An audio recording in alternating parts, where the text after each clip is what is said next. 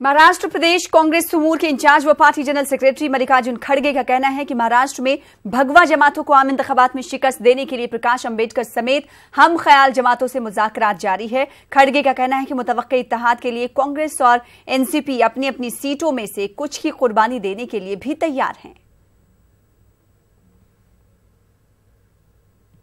Party के लोग आएंगे तब थोड़े एक दो सीट एनसीपी दे सकती है, एक दो सीट कांग्रेस दे सकती है, तो दूसरों को भी लेना, मिल के जाना एक हमारा इरादा है, कोशिश भी कर रहे हैं। और प्रकाश अंबेडकर जी को भी हमारी पार्टी के लोग मिले हैं, बात किए हैं, और दूसरे पार्टी के जो भी स्वाभिमानी संगठन उससे भी बात की है। महाराष्ट्र प्रदेश कांग्रेस सुमूर के इंचार्ज व पार्टी जनरल सेक्रेटरी मल्लिकार्जुन खड़गे ने अशोक चौहान के दावे से इत्तेफाक किया। खड़गे का यह भी कहना है कि बीजेपी हुकूमत महाराष्ट्र में लोकसभा इंतखाबात के साथ ही असेंबली इंतखाबात करा सकती है। इस मामले पर खड़गे ने शिवसेना की भी चुटकी ली और शिवसेना का ये मानना है कि पार्लियामेंट में हमारे साथ काम लेके अगर असेंबली में हमारे को सीट बराबर नहीं दी तो कल वो हावी हो जाते हैं बीजेपी वाले। इसीलिए दोनों मिलके करना ये उनका एक अंदाजा है। तो हो सकता है अशोक चौहान जी जो कह रहे हैं ऐसा भी हो सकता है, देखेंगे, वेट करेंगे। और मुंबई से मुत्तसिल थाने में एनसीपी की जानिब से मुल्क में बढ़ती बेरोजगारी को लेकर बेरोजगार नौजवानों के हमरा एहतजाज किया गया, जहां सैकड़ों नौजवानों ने अपने बायोडाटा वजीर आजम नरेंद्र मोदी को पोस्ट से रवाना करते हुए इन्हें नौकरियां देने का मुतालबा किया। इस दौरान एनसीपी के एमएलए जितेंद्र औहार ने इल्जाम आयद किया कि वजीर आजम ने जो नौकरियां देने का वादा किया था वो वफा नहीं हुए, बल्कि बेरोजगारी की शरह में मजीद इजाफा हुआ है।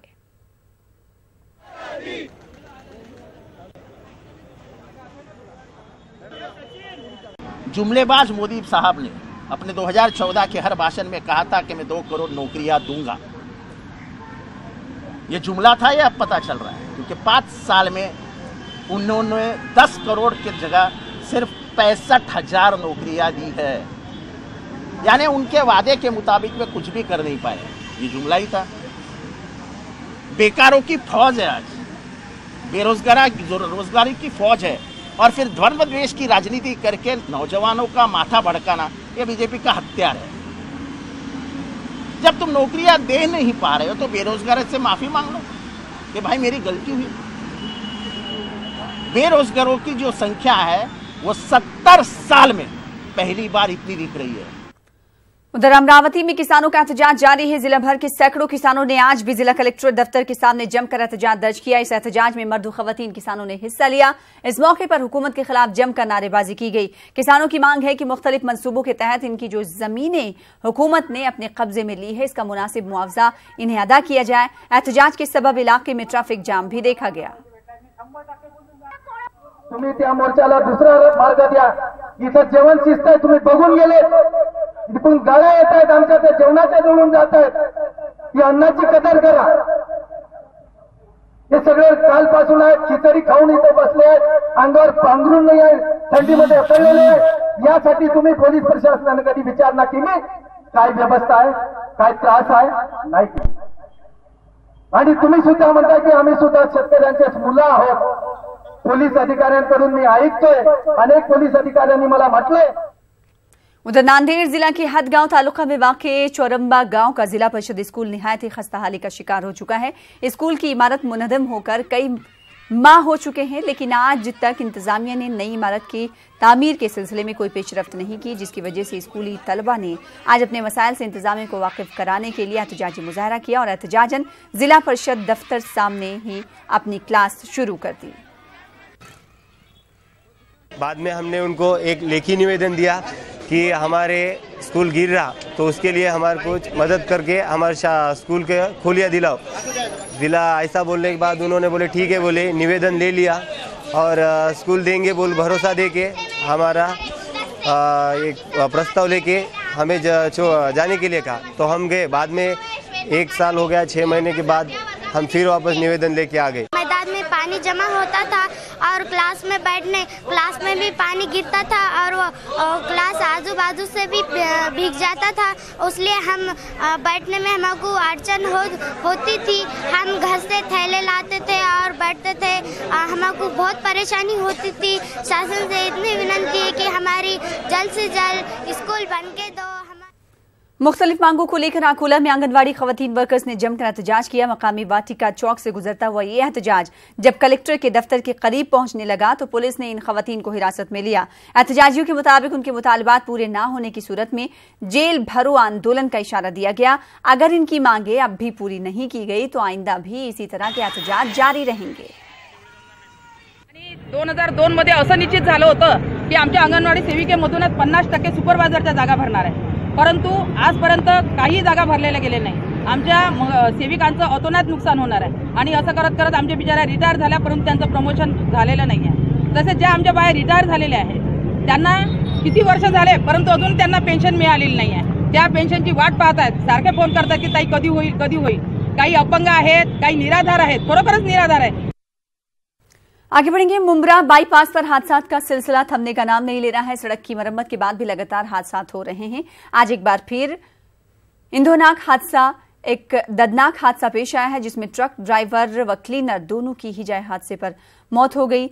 इस सिलसिले में मुंब्रा पुलिस ने बताया है कि लोहे से लदा ट्रक जो पनवेल थाने की जानिब जा रहा था, ब्रेक फेल होने से अली सुबह 3 बजे हाईवे के पास पर रेलवे ब्रिज की सेफ्टी वॉल और पहाड़ के दरमियान की दरार में जा घुसा। यह हादसा इतना खतरनाक था कि ट्रक के परखचे उड़ गए। ट्रक में फंसे ड्राइवर व क्लीनर दोनों को अस्पताल भेजा गया, लेकिन तब तक दोनों ही ड्राइवर अनिल सोलंकी और क्लीनर दिनेश की मौत हो चुकी थी।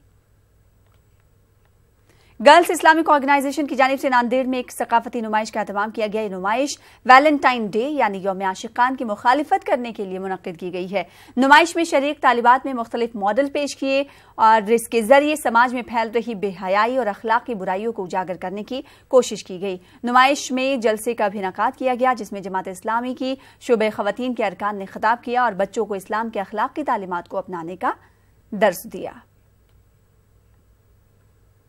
इस्लामिक ऑर्गेनाइजेशन यूनिट की जानिब से आज यौम हया यानी हया डे के तौर पर हमने आज एक एक्सपो रखी है और एक प्रोग्राम कंडक्ट किया है जिसमें हम ये चाहते हैं कि मुसलमान और वतनी बहनें जो हमारी इस वैलेंटाइन डे को जो मना रहे हैं वो उसको अपोज करने के लिए हमने हया डे मनाया है ताकि ये बेरा रही हुई जो माशरे में फैल रही है उसको दूर कर सके।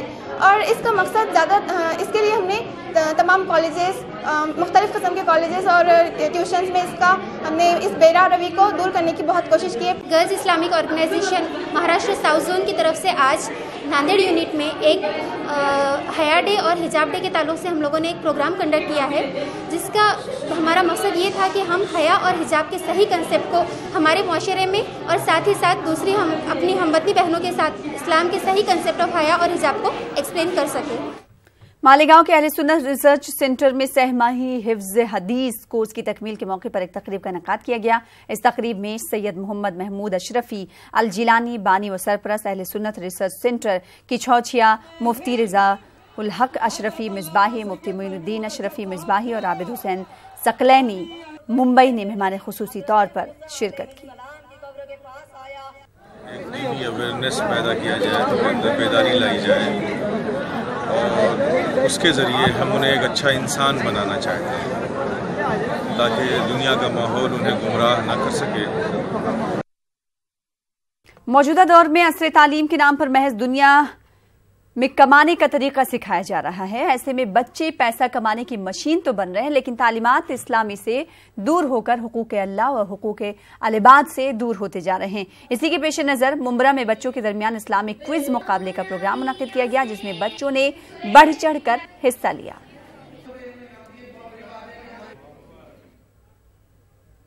तकरीबन 1500 बच्चों ने हिस्सा लिया और 16 स्कूलों के बच्चों ने पार्टिसिपेट किया है और हमारे जो मैगजीन है वो ससी शुमारा का बच्चों ने बहुत अच्छा मुताला किया। इस वक्त मुंब्रा शहर में और कौसा शहर में जो है वो तालीमी मियार में काफ़ी बड़ी तब्दीली आई है, बल्कि मज़बूत तब्दीली आई है और इस तरह के प्रोग्रामों को जो है प्रोत्साहन देना चाहिए, उनका हौसला अफजाई करना चाहिए। इदारा जन्नत के फूल की जानिब से ये बहुत अच्छी कोशिश है और ये वक्त की बहुत अहम ज़रूरत है। ये प्रोग्राम बहुत ही अच्छा था और हमारे नॉलेज में इजाफे के लिए ये प्रोग्राम का इनेकाद किया। उन लोगों ने बहुत ही अच्छा करा क्योंकि हम अपनी ज़िंदगी में स्कूल के औकात में बिल्कुल हमें टाइम नहीं मिल पाता है, इसलिए उन्होंने इस प्रोग्राम का आगाज़ करा। हज़रत शाह नूर हमवी अलमारूफ शाह नूर मियाँ का 341वीं उर्स तकरीब का आगाज हो चुका है। 5 दिन तक चलने वाली इस उर्स तकरीब में संदल माली, महफिल समा, चिरागा, बदावा और लंगर की तकसीम का अहतमाम किया जाता है। हज़रत शाह नूर हमवी दरगाह पर बिला लिहाज मजहब व मिल्लत तमाम ज़ायरीन को बड़ी अकीदत है। ये एक तरह से आपसी भाईचारे का मरकज़ भी है। चिरागा के मौके पर दरगाह कमेटी की जानिब से खादिमीन दरगाह को मिठाई में तौला गया। इसकी एक तकरीब में उर्स की एक तकरीब में बिरादरान वतन भी कसीर तादाद में मौजूद रही। ये जो सरकार हजरत सैयद शाह नूर हमवी ये बगदाद से तशरीफ लाए वाले और इनकी 341वां उर्स है और यहाँ हर समाज का आदमी, हर समाज के लेडीज यहाँ आते हैं और इनसे फैज़ उठाते हैं। तकरीबन हम 35-38 साल से हर साल बतौर अक़ीदत हाज़िरी के लिए हाजिर होते हैं और यहाँ पर हमारा समा का प्रोग्राम होता है और इसका फैज़ हमको हमारे बाल बच्चों को ऐसे आने के हम समेट के लेके जाते हैं यहाँ से। जी हम लोग हाजिरी के लिए 35 साल से आ रहे हैं। 35 साल से बारगाह में हमारी हाजिरी है और हर साल भी होता है, मगर ये हर साल की तरह जब से जावेद भाई आए हमारे, जब से बहुत मामला सरकार का शानदार होगा। कर्नाटक असेंबली का बजट इजलास हंगामे के नजर हो रहा है। आज भी असेंबली में ऑडियो सीडी का मामला ही छाया रहा। अब मामला ऑडियो सीडी बनाम ऑडियो सीडी हो गया है।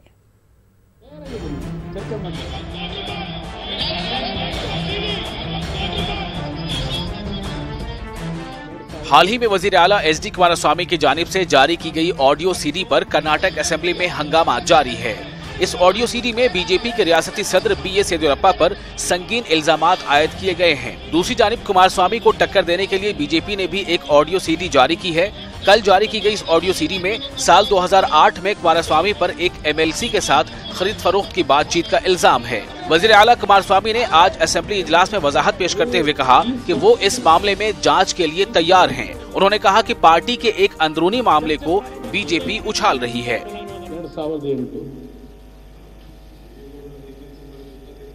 ಈ ಸದನದೊಳಗೆ ಅಲ್ಲಿ ಕೂತ್ಕೊಂಡು ಚರ್ಚೆ ಪ್ರಾರಂಭ ಮಾಡ್ರಿ ಆ ಸಬ್ಜೆಕ್ಟ್ ಅಂತ ಇಲ್ಲಿ ನಾನು ಕೇಳಿದ್ದೇನೆ. ಇವತ್ತು ತಯಾರಾಗಿದ್ದೇನೆ, ನಿಮ್ ತರ ಫಲಾನುವಾದ ಮಾಡಲ್ಲ. ಇವತ್ತು ತಯಾರಾಗಿದ್ದೀನಿ ನಾನು ಚರ್ಚೆ ಮಾಡಲಿಕ್ಕೆ. ನಾನೇನು ಎದುರ್ಕೊಂಡು ಹೋಗೋದಿಲ್ಲ. ಅಯ್ಯೋ ಅದ್ರ ಬಗ್ಗೆ ತನಿಖೆ ನಡೆಸಬೇಡಿ, ನಾನೇನೋ महान अपराध ಮಾಡಿಬಿಟ್ಟಿದ್ದೇನೆ।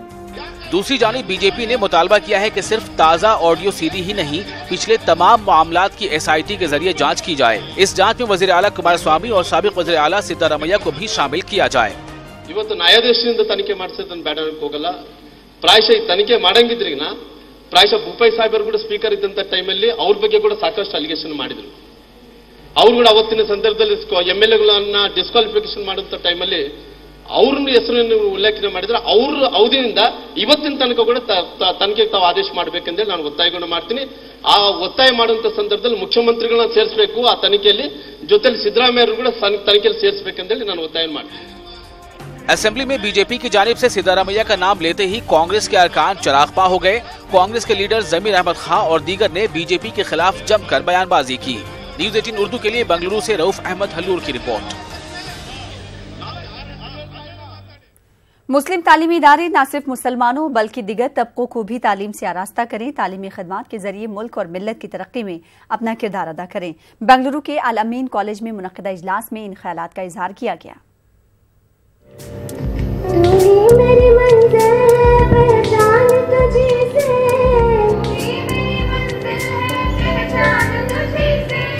राज्यसभा के रुकन मुंतखब होने पर कांग्रेस के कौमी तर्जुमान डॉक्टर नासिर हुसैन ने पहली मरतबा अल अमीन कैंपस का दौरा किया। नासिर हुसैन ने अल अमीन तहरीक के बानी डॉक्टर मुमताज अहमद खान से तालीमी मसाइल, मुसलमानों की मौजूदा सूरत हाल पर तफसीली गुफ्तगू की। नासिर हुसैन ने कहा कि अल अमीन इदारे के क़याम के बाद अक़लियतों में एक एतमाद बहाल हुआ है और कर्नाटक के हर शहर में आज अक़लियती तालीमी इदारे कायम है। क्योंकि सारा हिंदुस्तान जानता है जिस तरह से अल अमीन मूवमेंट कर्नाटक से स्टार्ट होके आज हिंदुस्तान भर में जो फैल के 200 से ज़्यादा एजुकेशनल इंस्टीट्यूशंस चला रहे हैं। ख़ासकर कर्नाटका के लोगों के लिए और उसमें कर्नाटका के मुसलमानों के लिए फ़ख्र की बात है कि कर्नाटक से शुरू हुआ ये मूवमेंट पूरे हिंदुस्तान में बेदारी पैदा किए हैं कि लोगों को एक इंस्पिरेशन मिला, दूसरा एक कॉन्फिडेंस मिला कि हम लोग भी जो है अपने इदारे शुरू करके सक्सेसफुली हम लोग चला सकते हैं करके कॉन्फिडेंस मिला, जिसके चलते आज पूरे कर्नाटका में गांव-गांव में माइनॉरिटी के इंस्टीट्यूशंस खड़े हुए हैं। डॉक्टर मुमताज अहमद खान ने मुसलमानों को मशवरा दिया कि वो समाज में अलग थलग न रहे, हर मजहब, जात और बरादरी की फलाह बहबूदी के लिए अपनी खिदमत अंजाम दे। इससे मुल्क और मिल्लत की तरक्की में मुसलमानों की अहमियत का मुजाहरा होगा।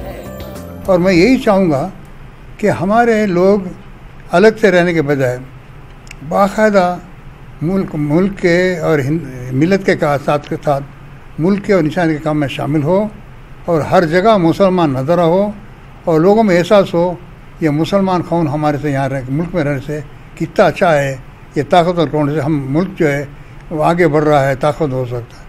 तो यही मेरा जो है कौम से गुजारिश है।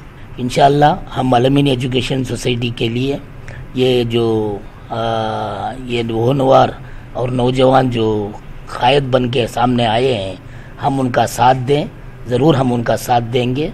और जो भी जो मसाइल हैं, कौम के मसाइल हैं, वो बड़ी संजीदगी से साथ हमारे साथ मशवरा हुआ और वो दूसरे कौमों को भी, दूसरे समाज के लोगों को जो जाने का, साथ में ले जाने का जो मैसेज दिए हैं। इस मौके पर राज्यसभा के रुकन डॉक्टर नासिर हुसैन ने कहा कि वो अल अमीन इदारों की मजीद तरक्की के लिए हर मुमकिन ताउन भी फराहम करेंगे। न्यूज़ 18 के लिए बेंगलुरु से रऊफ अहमद हलूर की रिपोर्ट। कर्नाटक के रायचूर में एडवोकेट्स एसोसिएशन के नुमाइंदों और अरकान ने मुख्तलिफ मुतालबात को लेकर एहतजाजी मुजाहरा किया। एहतजाजी मुजाहरे से पहले एसोसिएशन की जानिब से एक रैली भी निकाली गई। इस मौके पर एहतजाजी वकला ने कहा कि मरकजी और रियासती हुकूमत जिंदगी के सभी शोबों में वकला बिरादरी और बार कौंसिल को यकसर नजरअंदाज कर रही है। एहतजाजियों ने वकला की फलाह बहबूद के लिए मरकजी हुकूमत से 5,000 करोड़ और रियासती हुकूमत से 1,000 करोड़ रुपए फंड मुख्तस करने और दीगर बुनियादी सहूलतें फराहम करने का मुतालबा किया।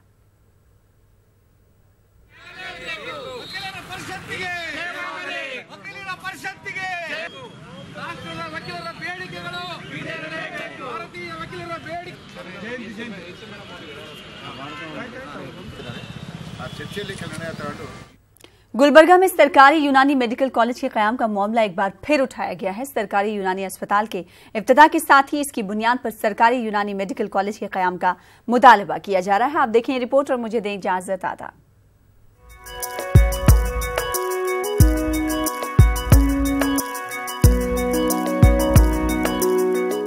गुलबर्गा में सरकारी यूनानी मेडिकल कॉलेज और अस्पताल के क़याम का मुतालबा कम से कम 44 साल पुराना है। इसमें से निस्फ ख्वाब अब 44 बरस बाद पूरे हुए हैं। 44 बरस बाद गुलबर्गा में 50 बेड्स का सरकारी यूनानी अस्पताल का इफ्तिताह अमल में लाया गया। वैसे तो साल 2014 में उस वक्त के गुलबर्गा निगराकार वजीर मरहूम कमरुल इस्लाम ने इस अस्पताल की बुनियाद रखी थी। अब तकरीबन 5 बरसों बाद मकामी MP मल्लिकार्जुन खड़गे के हाथों इसका इफ्तिताह अमल में आया।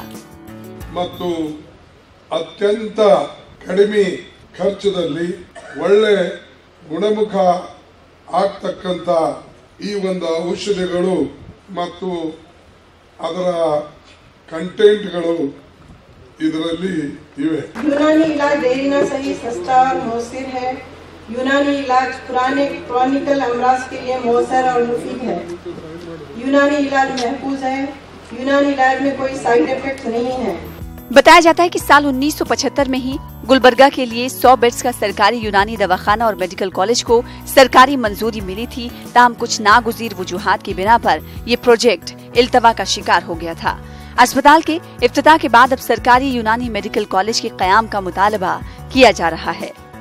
इस हॉस्पिटल को आगे बढ़ाने के लिए कि यूनानी कॉलेज की भी बहुत सख्त ज़रूरत है, जो ऑलरेडी सैंक्शन हुआ था मगर किसी अब कनीस फातिमा मैडम ने उसका जिक्र किया है। इसी का प्रपोजल गवर्नमेंट में है।